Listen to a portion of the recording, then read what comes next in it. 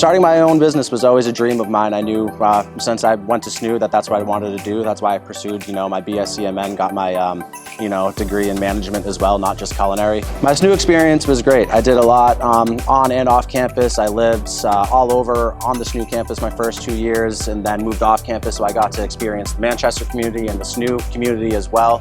So I think I got the best of both worlds. It was a great experience. A lot of great professors and chefs that I met there.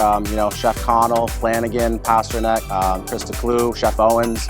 They were all huge influences for me for today, where I'm at now. I love making cakes, any type of custom cake, wedding cakes, anything that's just different, not your typical birthday cake with, roses on it. Love doing the different stuff, the abstract things. Most enjoyable part of my job is seeing the customers when they get their custom cake or whatever it is they ordered, see the smile on their face, and when they tell me that it not only looks good but it tastes good. It's the whole full circle of just pleasing the customer and making sure that they got what they were looking for. That's the most rewarding part of the job for sure.